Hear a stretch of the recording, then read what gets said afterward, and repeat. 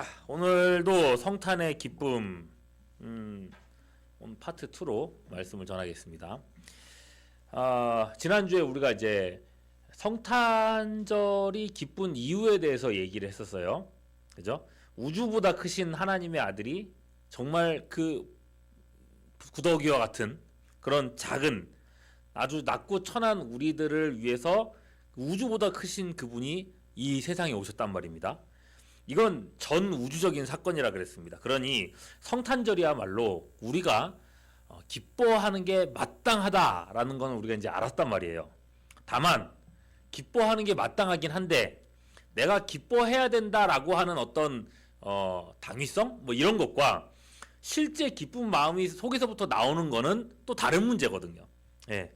전혀 기쁜 마음이 생기질 않는데 우리들이 좀 그렇잖아요. 연습을 할 때도 그냥 이렇게 되고 왜 해야 되나 이런 생각도 들고 전혀 그런 마음이 생기지 않는데 기쁜 척 이러고 있을 수는 없으니까요. 그러면 어떻게 하면 이 성탄의 기쁨이라는 것이 생겨날 수 있을까? 마음속 깊은 곳에서부터 이렇게 나올 수 있을까? 자, 그거를 이제 알아보려고 하는데 오늘 성경 말씀에서 읽은 예수님을 낳은 당사자 이름이 뭐죠? 예수님을 낳은 누구죠? 마리아죠. 네. 그럼 마리아를 통해서 살펴보겠습니다. 자, 예수님을 낳은 당사자니까 누구보다 제일 기쁘지 않겠습니까? 그러겠죠. 그죠? 그래야 할 텐데. 자, 봅시다. 시간은 천사가 마리아에게 찾아와서 수태고지를 했을 때입니다. 수태고지 뭐예요? 아기를 낳을 거라고 천사가 알려준 사건이죠. 다시 한번 말씀드리죠. 성탄의 기쁨이 어떻게 하면 생겨날 수 있을까? 어떻게 하면 성탄 나도 좀 즐겁게 좀 보내고 싶은데 그런 기쁨이 나올 수 있을까? 첫 번째, 천사를 만나면 기쁠까요? 여러분 어떨 것 같아요? 천사가 짠 하고 여기 나타나면은 여러분 기쁘겠습니까? 우와, 천사다, 하나님의 천사가 내 앞에 나타났다 이러면서 뭔가 좀 좋을 것 같습니까? 왜? 성탄절 하면은 떠오르는 그림 중에 하나가 천사잖아요. 그죠? 천사 날개 막 달고 하얀 옷 입고 막 하프 같은 거 들고 막 이러면서 그 요새 나오는 그림들 보면 되게 귀엽게 나오고 있죠. 자, 그런 천사가 진짜 우리 나타나서 예수님이 탄생하셨는데 모두 함께 찬양합시다. 그러면은 기쁠까요? 그러면은 천사를 만났으니까 어떨까? 마리아가 이 천사를 만났단 말이죠. 마리아 앞에 천사가 짠 하고 나타나가지고 서 있습니다. 그 사람이란다. 그 천사 이름이 가브리엘이라고 했어요. 가브리엘 하면은 이제 소식을 전하는 천사로 알려져 있죠. 자, 여러분, 가브리엘이 쫙 나타났습니다. 마리아 어떨 것 같습니까? 천사가 먼저 인사를 합니다. 28절 보세요. 뭐라고 해요? 은혜를 받은 자여 평안할지어다. 주께서 너와 함께 하시는도다 하면서 되게 은혜롭게 쫙 말을 해주잖아요. 그 벌써 이렇게 말하는 자체에 벌써 되게 이렇게 난 네 편이야, 괜찮아, 나 좋은 말 해주러 왔어 이렇게 딱 얘기를 하고 있는 거란 말이죠. 그런데 이런 천사의 호의에도 불구하고 마리아의 반응은 어떤가 보세요. 29절 그 말을 듣고 어떻게 했어요? 좋았대요? 아니죠. 놀랬답니다. 깜짝 놀랐습니다. 왜 나한테 이런 인사를 하지? 라고 오히려 그렇게 생각했다는 거예요. 왜 나한테 이런 인사를 하지? 그러고 보니까 30절 보시면요. 천사가 뭐라 그랬어요? 무서워하지 말라 그래요. 그죠? 지금 마리아는 무서운 겁니다. 덜덜덜 떨고 있는 겁니다. 예. 천사를 봤는데. 여러분, 천사를 봤을 때 마리아의 마음은요, 두렵고 난처하고 왜 나한테 천사가 나타나지? 이런 생각을 했다는 겁니다.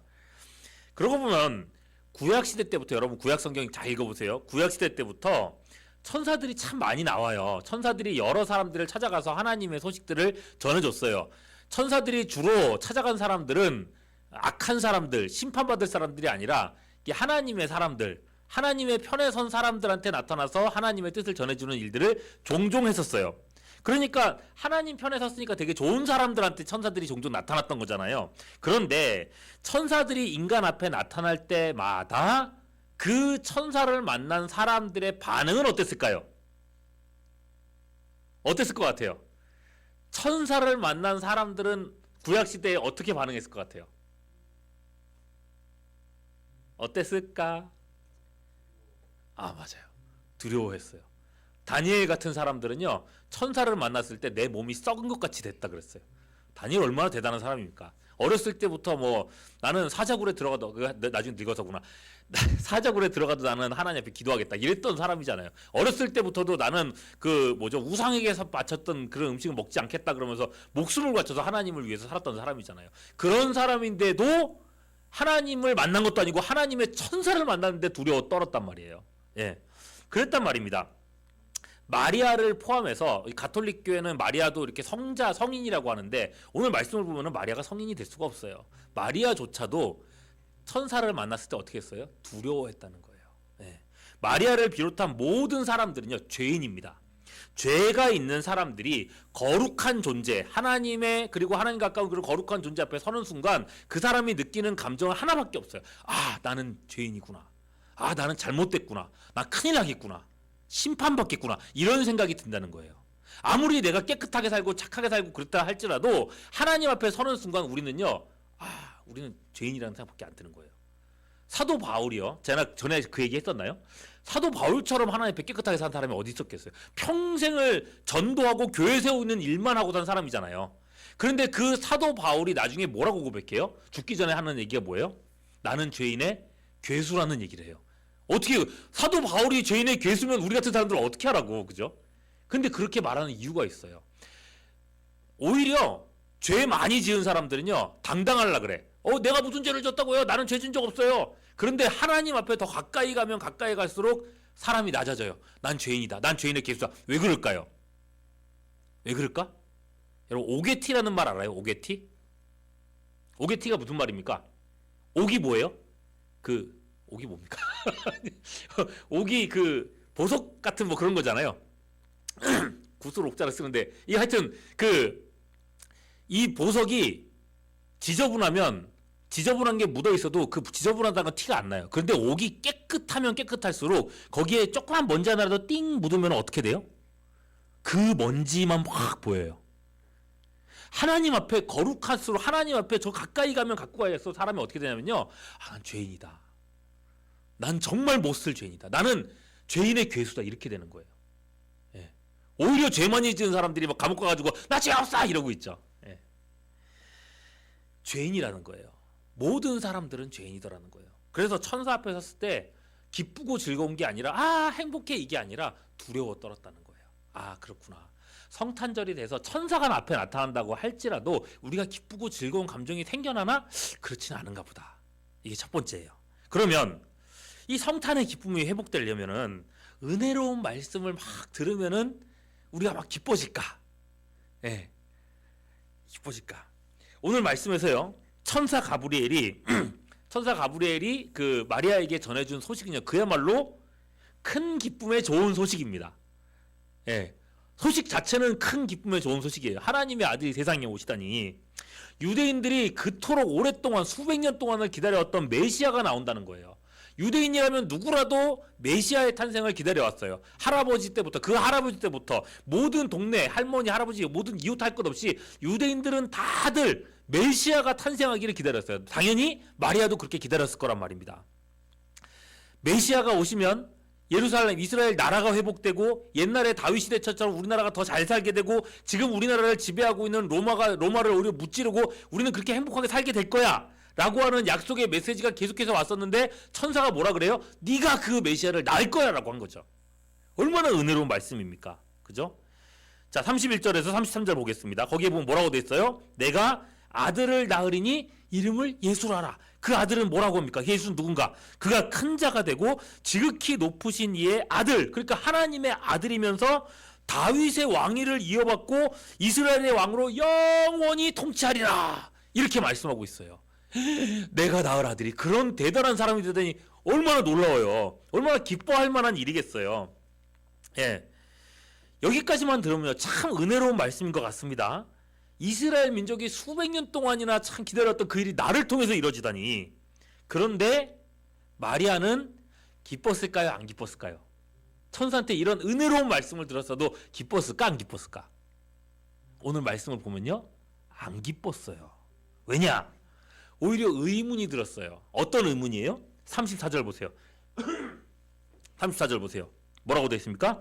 마리아가 천사에게 말하되 나는 어떻다고요?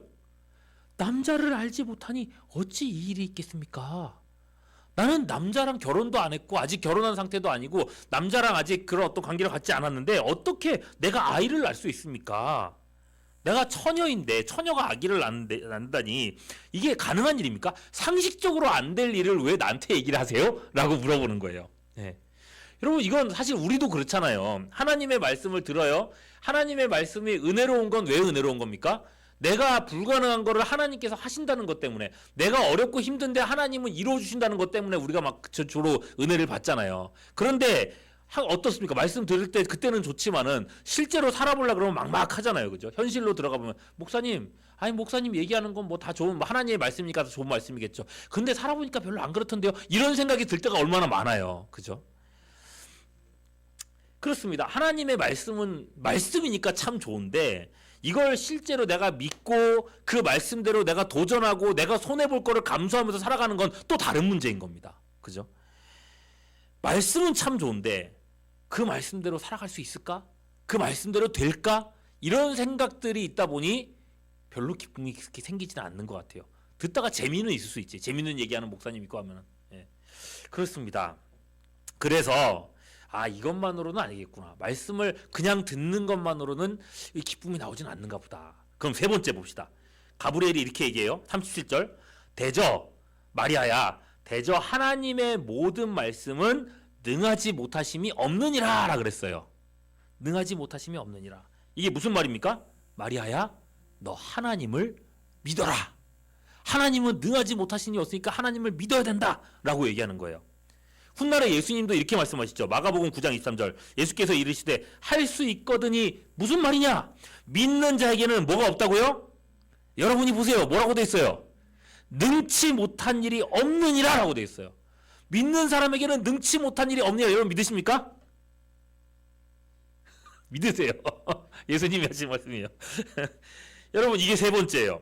하나님의 말씀을 우리가 믿음으로 받아들이면 그 하나님께서 하셨던 그 모든 은혜로운 말씀들을 내가 진짜 마음으로 확고하게 딱 그냥 믿어버리면은 그러면 그때는 성탄의 기쁨이 생겨날 수 있을까? 말씀을 믿으면. 마리아는요 천사가 전한 이 말씀을요 믿었습니다. 나중에 45절로 내려가서 보면은 엘리사벳이 이렇게 얘기를 해요. 뭐라 그럽니까? 주께서 하신 말씀이 반드시 이루어지리라 라고 어떻게 한 여자? 믿은 그 여자에게 복이 있도다. 너 믿었구나. 믿은 너는 참 복되구나 라고 칭찬하는 거 보죠. 믿었다는 거예요. 38절 보세요. 마리아가 이렇게 응답했거든요. 마리아가 이르되 주의 여종이오니 말씀대로 내게 이루어지기를 원합니다 라고 마리아도 자기가 인정했단 말이에요. 믿었단 말이죠. 자, 그럼 이렇게 믿었으니까 와, 난 믿었어. 나 이제 기쁠 거야. 행복할 거야. 와! 하고 이렇게 나왔을까요? 행복이 터져났을까? 근데 또 그렇지도 않아요. 여기에서는요. 내가 믿었는데 믿어가지고 기쁘다기보다는 믿어가지고 오히려 비장한 게만 느껴져요. 비장함이라고 하죠. 메시아에 대한 기쁨보다는 오히려 내가 불안 속에서도 하나님의 말씀을 믿고 가야지 어떡하겠어 이런 느낌이에요. 여러분 천사가 하려고 하는 말의 핵심을 보세요. 결국 무슨 말을 하고 싶은 거예요? 네가 임신해서 아기 낳을 거야 라는 얘기를 하는 거예요. 그런데 그녀가 아까 누가 어떤 사람이라 그랬어요? 27절하고 29절에 보면요 3번 강하게 반복되는 말씀이 있어요. 그 단어가 있어요. 뭡니까? 27절부터 볼게요. 요셉이라고 하는 사람과 약혼한 누구에게? 처녀에게, 남자를 알지 못하는 처녀에게 이르니 그 뭐의 이름은? 처녀의 이름은 마리아라. 29절 처녀가 그 말을 듣고 놀랐다 그랬어요. 강조하고 있는 거예요. 이 사람이 어떤 사람인지를. 남자를 알지 못하는, 그래서 아이를 낳을 수 없는 사람인 거를 알고 있어요. 마리아는 약혼녀라고 했어요. 당시에 약혼녀는 집안끼리 결혼을 약속하고 동네에서 공적으로 이 사람들은 약혼녀입니다. 이 사람 꼬시면 안 돼요. 이런 식으로 하면서 그 뭐라고 되죠? 지참금이라고 하죠. 돈까지 받아놓고 결혼할 때까지 이제 서로를 지키면서 그렇게 유지하면서 기다리는 사람들을 약혼녀라 그랬어요. 그런데 남자를 알지 못하고 알아서도 안 되는 이 약혼녀, 처녀가 아이가 생겼다는 얘기를 이제 해야 되는 거예요. 앞으로 배가 불러올 거예요. 동네 사람들이 다 볼 거예요. 결혼도 안 했는데 배가 불러온다고? 처녀인데 임신을 하다니. 가브리엘은요 지금 처음에 그 마리아 딱 나타나가지고 뭐라 그랬어요? 놀래지 마라 그랬잖아요. 근데 놀래 자빠질 만한 얘기를 하는 거예요. 네가 임신할 거라니. 자기가 처녀의 몸으로 아기를 벤다, 낳는다고 했을 때 본인이야 나는 뭐 하나님의 능력으로 이렇게 아이가 생겨났어라고 자기는 믿고 그렇게 하지만 자기는 당당할지 모르겠지만은 과연 누가 다 이 마리아의 이런 진정함을 믿어주겠어요? 누가 마리아 편을 들어주겠어요? 아, 그건 하나님의 능력이겠구나라고 누가 인정해주겠냐고요? 당장에 예비 신랑인 요셉이 얼마나 큰 배신감을 느꼈어요. 누구야? 벌써 그렇게 나오지 않겠어요? 요셉이 그래도 착한 사람이라서 누구야 안 하고 어떻게 했다 그랬어요? 남편 어떻게 했는지 보세요. 마태복음 1장 19절 말씀 볼게요. 남편 요셉은 의로운 사람이라서 그를 드러내지 않고 어떻게 하려고 그랬어요? 가만히 끊으려고 그랬어요. 가만히 끊으려고. 자, 이 약혼녀가 임신한 거를 남편은 이렇게 착하게 끊어줬지만은 동네 사람들은 어떻게 반응하는 줄 아세요? 이 당시에 약혼한 사람, 결혼한 사람이 다른 사람하고 어떤 이런 일이 벌어졌다. 그러면 어떻게 됐을까요? 돌로 쳤습니다. 동네 사람들 다 와가지고 돌로 쳐서 죽였습니다. 부정하다고 하면서. 죽을 수도 있습니다. 어떻게 죽지 않는다고 할지라도 평생을 정말 주홍글씨 같은 저 여자는 그런 여자야. 가늠한 여자야. 라는 거를 달고 살아야 될 수도 있어요. 그러니 여러분 기쁘겠어요? 비장하죠. 그래, 내가 이런 거를 감당해야겠구나. 내가 이런 일을 감당하면서 평생 살아갈 수도 있겠구나. 비장하겠죠. 그렇습니다. 마리아가 위대한 어떤 믿음의 고백을 했지만은 여기서조차도 성탄의 기쁨, 마음속에서부터 막 나오는 그런 기쁨은 찾을 수가 없었던 것 같아요. 천사를 만난 일도, 은혜로운 말씀도, 믿음의 응답도 아니었던 겁니다. 그러면 성탄의 기쁨 어디서 나올까? 의외의 곳에서 나타나요. 자, 결론부터 말씀드릴게요. 마리아한테 지금 필요한 건요, 비장함, 자신감 뭐 이런 게 아니었어요. 용기를 내는 거 이런 것도 아니었어요. 뭐냐면 내가 했던 이 결정과 이 믿음에 대해서 나를 지지해줄 누군가가 필요했다는 겁니다. 찾아볼까요? 자, 천사가 가고 나서 마리아의 마음속에 지금 혼란스러울 거 아니에요. 내가 임신한다고, 내가 아기를 낳는다고, 어떻게 되지? 얼마나 혼란스러울 거예요. 그 혼란스러운 중에 천사가 했던 말이 하나 떠올랐어요. 36절 뭐라 그랬어요? 보라, 내 친족 할머니 엘리사벳도 늙어서 아들을 배웠느니라. 본래 임신하지 못한다고 알려진 분이 이미 6달이 됐다라고 얘기했어요. 세상에, 그 연세 많으신 할머니가 임신을 했다고? 그것도 벌써 6개월이나 됐다고? 몰랐어요. 왜? 24절에 보면요, 엘리사벳 할머니도요, 하나님의 능력으로 세례 요한을 임신을 했었거든요. 세례 요한 알죠? 세례 요한을 임신하고 있었거든요. 그리고 지금까지 숨기고 있었어요. 예. 그걸 마리아는요, 가브리엘을 통해서 듣게 된 겁니다. 지금 내 형편을 알아줄 수 있는 사람은 누구밖에 없어요? 엘리사벳 할머니밖에 없는 거예요. 자기랑 처지가 비슷한. 그래서 천사와 대화를 끝내고 천사가 떠나자마자 어떻게 합니까? 마리아는 엘리사벳 할머니가 있는 곳까지 달려갑니다. 얼마나 급하게 달려가는지 보세요. 39절 40절에 이때에 마리아가 일어나, 이때에 그죠? 천사가 가고 나서 즉시 마리아가 일어나 어떻게 했다고요? 산골로 갔는데 어떻게 갔어요? 본문 말씀 보시죠? 빨리 갔어요. 빨리 막 달려갔어요. 그리고 유대 한 동네에 이르러서 사가랴의 집에 들어가 엘리사벳 할머니 문 딱 두드렸어요. 할머니 임신했다는 거예요 라고 두드렸어요. 그런데 이 엘리사벳이 마리아의 목소리를 듣는 순간 어떤 일이 벌어집니까? 41절 말씀 보세요. 엘리사벳의 뱃속에 아기가 어떻게 했대요? 말씀 좀 봐주세요. 엘리사벳 뱃속에 아기가 어떻게 했어요? 뛰놀았어요. 여러분, 뱃속에 아기가 뛰놀면 어떻게 뛰놀까요? 어떻게 뛰놀 것 같습니까? 예진이는 동생이 이제 어리니까 봤을 거 아니야, 그지? 엄마 배에서 애가 어떻게 누르러 가는지 이런 거 봤을 건데, 봤을 건데, 보통 그죠? 이렇게 꾹꾹 누르거든요. 배 바깥으로 이렇게. 그러면은 아유 애가 누르네 이러거든요. 도대체 뱃속에서 뛰논다는 건 어떤 느낌일까? 잘 모르겠어요. 자, 엘리사벳도 깜짝 놀랐단 말이에요. 애가 왜 일어나? 막 너무 놀랐는데, 그런데 엘리사벳이 그때 성령의 충만함을 확 받은 거예요. 깨달았어요. 왜 뱃속에 요한이 이렇게 뛰고 막 이렇게 뛰놀았는지 그 이유를 깨달은 거예요. 그래서 즉시 엘리사벳은 젊은 마리아를 보자마자 큰 소리로 막 갑자기 축복을 내립니다. 42절. 야, 여자 중에 네가 복이 있고 네 태중에 있는 아이도 복이 있구나 라고 얘기를 해요. 43절. 그 다음이 중요하죠. 뭐라 그래요? 보세요. 43절은 보아야 돼. 봐야 돼. 뭐라고 하는지 보세요. 누구의 어머니? 내 주님의 어머니가 내게 나오니 이 어찌된 일인가. 훨씬 나이가 많은 할머니 엘리사벳이 마리아를 보면서, 그리고 마리아의 뱃속에 있는 아이를 뭐라고 불렀어요? 내 주님이라고요. 내 주님이 네 뱃속에 있구나. 네가 얼마나 복된 사람이냐 라고 엘리사벳이 마리아를 축복하고 있어요. 그 뱃속의 아기가 주님이시고 메시아라는 것을 알려주는 거죠. 그리고 그 증거로 내 뱃속의 아이가 이렇게 뛰노는 걸 봐라. 얼마나 기뻐하고 있냐라고 하면서 마리아를 축복하는 거죠. 자, 이제 막 마리아의 뱃속에서 시작된 생명인데 지금 티도 안 날 텐데 엘리사벳 뱃속의 태아도 기뻐서 맞이하고 있습니다. 엘리사벳 자신도 성령에 충만해서 마리아를 막 축복해 줍니다. 엘리사벳이 마리아를 격려하죠. 45절 봅니다. 주께서 하신 말씀이 반드시 이루어지리라고 믿은 그 여자 너한테 복이 있구나. 야, 너 정말 복되구나. 너 정말 잘했구나 라고 막 칭찬을 아끼지 않는 거예요. 보십시오. 천사 가브리엘 앞에서는, 그렇게 복된 천사 가브리엘 앞에서는 그런 기쁜 소식, 즐거운 소식을 듣고서도 두려워하고 압도당하고 어쩔 줄 몰라하고 그랬던 마리아였습니다. 그런데 엘리사벳이 격려하고 축복해주고 칭찬해주고 그리고 막 이렇게 환영하는 것을 보면서 마리아의 마음은요, 그때서야 그냥 풀린 거예요. 안심했어요. 그제서야 하나님 앞에서 기뻐하기 시작합니다.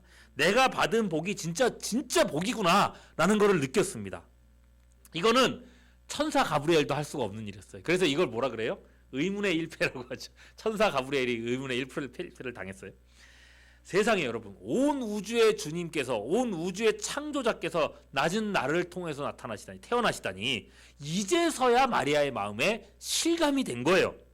마리아는 그제서야 하나님께 찬양이란 걸 올려드릴 수 있게 됐다 그랬어요. 46절 보세요. 이게 우리가 읽었던 오늘 9절 마지막 절이죠. 뭐라고 돼 있어요? 마리아가 이르되 내 영혼이 주를 찬양하며 라고 나오는 거예요. 그래서 찬양 내용이 쭉 나오죠. 여러분 그야말로 터져 나오는 기쁨의 찬송인 겁니다. 이때 나는 내 영혼이 주를 찬양하며 라고 하는 이 표현이 처음 시작할 때 마그니피카트라고 돼 있는데, 이 마그니피카트라는 이 단어로 어마어마하게 많은, 지 역사 속에서 어마어마하게 많은 대곡들이 막 작곡이 됐었어요. 나중에 검색해서 한번 들어보세요. 네. 자, 수태고지의 소식을 들은 이후 마리아의 입에서 찬양이 터져 나온 것, 그 마음속에서 진정한 기쁨이 막 터져 나온 것은요, 엘리사벳의 격려, 축복, 그리고 같은 동질감을 만났을 때 그랬다는 걸 알 수가 있어요. 여기서 우리가 한 게 깨닫는 거죠. 성탄절에 예수님을 생각할 때에 우리한테 찬양해야 될, 하나님의 이름을 높여야 될 당위성은 있어요. 온 우주의 창조자가 이렇게 낮은 곳에 임하셨다는 이 우주적인 사건에 대한 이해는 있단 말이에요. 네. 이 위대한 복음 앞에 구원받은 우리가 하나님을 찬양해야 되는 건 당연한 거죠. 마땅하죠. 그런데 내가 구원받았으니까 찬양해야 된다, 하나님이 오셨으니까 찬양해야 된다 라는 것과 내 마음에 진짜 그런 기쁨의 찬양이 나오는 건 또 다른 문제라고 했습니다. 여러분, 어떻게 그 기쁨이 나오는가? 사람은요, 섬이 아니라고 했습니다. 예, 섬이 아니에요. 사람은 따로 동떨어진 존재가 아니에요.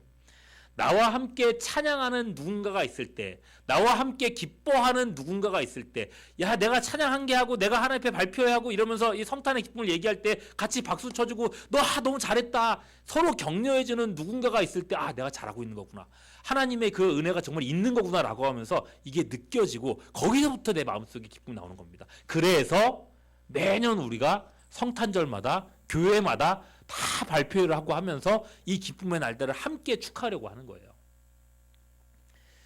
자, 오늘도 그런 날입니다.